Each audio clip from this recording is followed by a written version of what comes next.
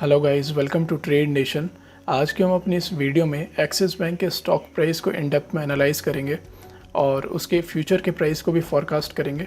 साथ ही साथ हम ये भी देखेंगे कि क्या वाकई में एक्सिस बैंक का स्टॉक प्राइस येस बैंक के स्टॉक प्राइस को फॉलो करने वाला है, जो कि 20 रुपीज़ के आसपास चल रहा है। तो आइए शुरुआत करते हैं।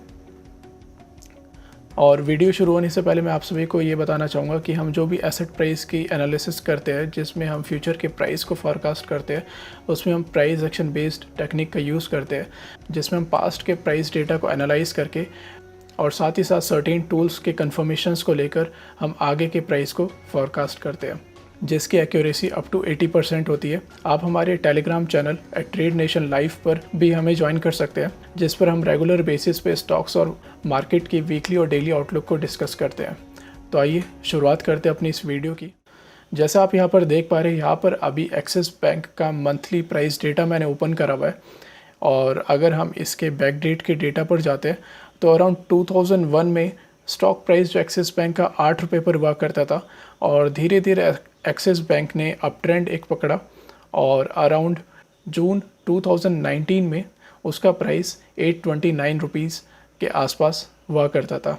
अब आप देखेंगे विद इन 1 ईयर उसका प्राइस 300 रुपीज़ के नीचे भी जा चुका है, जिसके बहुत सारे फैक्टर है। रिसेंट जो फैक्टर है एक्सिस बैंक के प्राइस जिसमें इतनी डाउनफॉल आई है, इस साल के शुरुआत में एक मेजर जो पेंडेमिक क्राइसिस शुरू हुई थी, उसके कारण भी इन्वेस्टर्स ने इससे एग्जिट करना शुरू कर दिया है। अगर आप ये देखेंगे कि उस टाइम पे आज से 1 साल पहले जो भी इन्वेस्टर्स ने अपना पैसा एक्सिस बैंक में लगाया था, उन्होंने कभी नहीं सोचा होगा कि with in 1 year axis bank का प्राइस मोर देन 60% करेक्ट कर जाएगा। और पिछले 2-3 महीनों से इसका प्राइस एक ही रेंज में ट्रेड कर रहा है, जिसमें बड़ी मूवमेंट हमें देखने को नहीं मिली है अभी तक। अब ये देखना बहुत ज़रूरी है कि क्या एक्सिस बैंक के इस स्टॉक में यहाँ पे इन्वेस्टमेंट हमें करनी चाहिए, या फिर जितना प्राइस अभी हमें दिखाई दे रहा है वहाँ से हमें अपनी इन्वेस्टमेंट से एग्जिट कर देना चाहिए। तो हम इस पूरी वीडियो में इस एनालिसिस को डिस्कस करेंगे और ये देखेंगे कि आने वाले टाइम में इसका प्राइस कौन से लेवल्स पर भी जा सकता है। एक्चुअली मैं येस बैंक को इतना फॉलो नहीं करता हूँ, नहीं मेरी इसमें कोई इन्वेस्टमेंट है, लेकिन रिसेंट अभी इसमें कुछ न्यूज़ आई थी, उसके बाद से मैंने इसके स्टॉक प्राइस को एनालाइज करना शुरू करा और ये देखा कि क्या वाकई में इसका प्राइस नीचे जा सकता है और येस बैंक के लेवल्स को भी टच कर सकता है।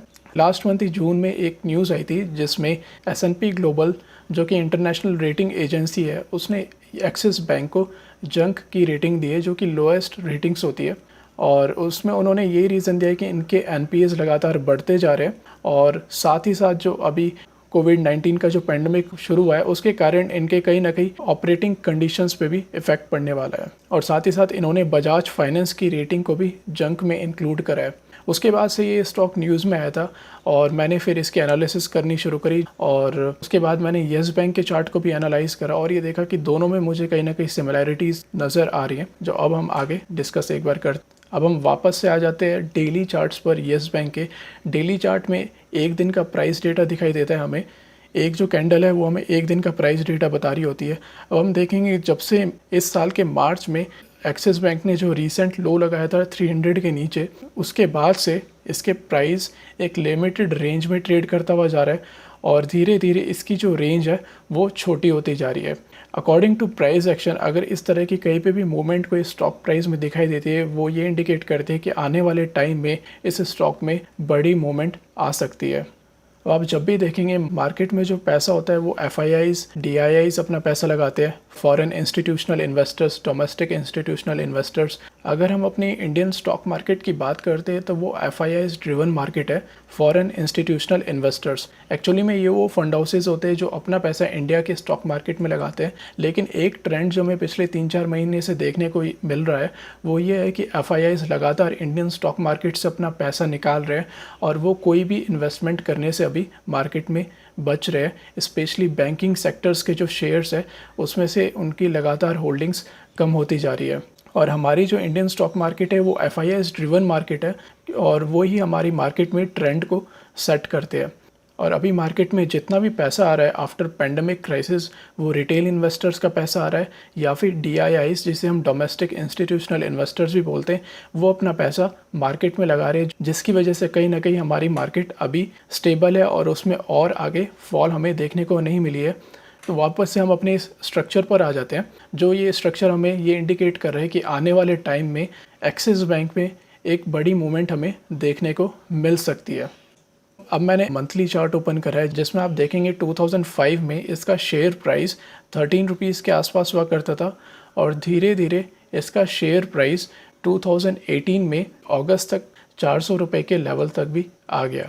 एक्चुअली में जो इसका शेयर प्राइस है 800 रुपये के लेवल तक भी गया था, लेकिन उसके बाद इस कंपनी ने स्टॉक प्राइस को 1:2 के रेशो में स्प्लिट कर दिया था और वापस से वो 400 रुपये पर आ गया था।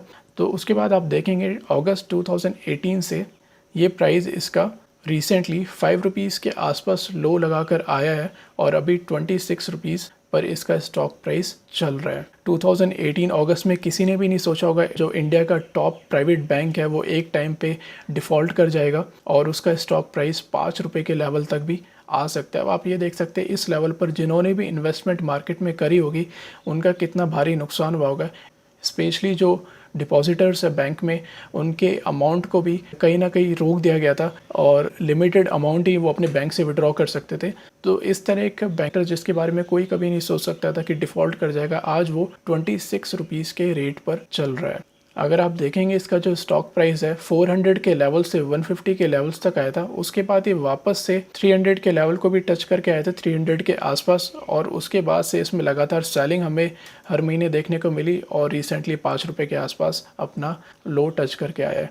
तो अब ये वाला जो लेवल था, इसमें क्या होता है कि जो मार्केट में रिटेल इन्वेस्टर्स होते हैं और जो न्यू इन्वेस्टर्स होते हैं वो एक स्पेकुलेशन करते हैं और एक होप करते हैं कि स्टॉक प्राइस कहीं ना कहीं वापस से एक बार अपने प्रीवियस हाई के लेवल पर आ सकता है, क्योंकि बहुत अच्छा बैंक है, पॉजिटिव न्यूज़ आने लगती है और उन्हें लगता है कि आरबीआई और सेंट्रल बैंक्स कहीं ना कहीं इस बैंक को बचा लेंगे और ये डिफ़ॉल्ट करने से बच जाएगा। अगर आप देखेंगे यहाँ से जैसे जैसे रिटेल इन्वेस्टर्स और दूसरे अपना पैसा इस बैंक में लगा रहे थे, वहाँ से ऊपर के लेवल से वापस से स्मार्ट मनी ने एग्जिट करना शुरू करा, धीरे धीरे ये शेयर प्राइस पूरा नीचे आ गया। तो मार्केट में क्या होता है, सबसे पहले होप और स्पेकुलेशन बिल्कुल भी नहीं करनी चाहिए। इस लेवल पर भी अगर किसी ने इन्वेस्टमेंट करी होगी और इस लेवल पर उन्हें एग्जिट करने का एक और मौका मिला था और जिन्होंने भी उस मौके का फ़ायदा नहीं उठाया, उनका पूरी इन्वेस्टमेंट इस स्टॉक में डूब गई। वापस से अब हम एक्सिस बैंक के चार्ट पर आ जाते हैं। अब हम ये देखेंगे कि जो एक्सिस बैंक का शेयर प्राइस एक टाइम पे 825 830 के लेवल पर ट्रेड करता था, मोर देन 60% उस पर करेक्शन आ चुके हैं और वापस से अब ये छोटी सी रेंज में काम कर रहा है, जिसे मैं फेज़ 2 बोलता हूँ। और ये जो लेवल है काफ़ी इंपॉर्टेंट है, क्योंकि मेक और ब्रेक लेवल होने वाला है। अगर ये स्टॉक इस लेवल पर सस्टेन नहीं कर पाता तो इसका जो सीधी जो मूवमेंट होगी वो हमें डाउन साइड ही देखने को मिलने वाली है। पर हमें बहुत ही संभल कर इन्वेस्टमेंट करनी चाहिए, और स्पेशली जब इतने बड़े प्राइवेट बैंक को जंक रेटिंग में डाला है तो उनका पीछे से कोई ना कोई रीज़न ज़रूर होगा। तो according to price action analysis मैंने 13 लेवल्स को इसमें फाइंड आउट करा है, और ये जो लेवल्स है स्पेकुलेटिव लेवल्स नहीं है, इन्हें प्राइस एक्शन के बेस्ड पर फाइंड आउट किया गया है। और अगर आपको इन लेवल्स के आसपास कहीं पे भी स्टॉक नज़र आता है तो बेटर है एक बार आप अपनी इन्वेस्टमेंट से एग्जिट कर सकते हैं, या फिर अगर आप ट्रेडिंग करते हैं तो शॉर्ट की पोजीशंस भी आप क्रिएट कर सकते हैं एक्सिस बैंक में।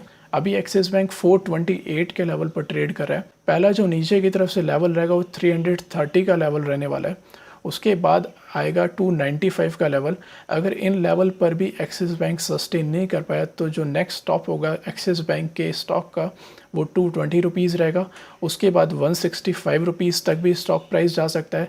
एंड अगर इन लेवल्स पर सस्टेन नहीं कर पाता है तो हमें 60 और उसके नीचे तक के भी लेवल हमें देखने को मिल सकते हैं। और ये जो स्टॉक का प्राइस है, मैं ये नहीं बोलता कि आने वाले 1-2 दिन, हफ्ते, 10 दिन में 60 रुपये तक ये शेयर आ जाएगा। इसे आने में महीना, 3 महीना, 6 महीना, 1 साल भी लग सकता है, क्योंकि कोई भी स्टॉक प्राइस होता है वो एकदम से नीचे नहीं आता है, उसकी मूवमेंट कुछ इस तरह से रहती है। तो आपको बीच में कई सारे मौके ज़रूर मिलेंगे एग्जिट करने के। अगर आपने इसमें इन्वेस्टमेंट करी हुई है, आपको सिर्फ इन लेवल्स को ध्यान में रखना है और उसके अकॉर्डिंग इन्वेस्टर्स अपना डिसीजन ले सकते हैं। या फिर शॉर्ट की पोजीशंस क्रिएट करने का भी ये स्टॉक बहुत अच्छा अपॉर्चुनिटी देगा, जिसमें डेरिवेटिव्स में आप फ्यूचर्स एंड ऑप्शंस में ट्रेडिंग करके अच्छा पैसा कमा सकते हैं।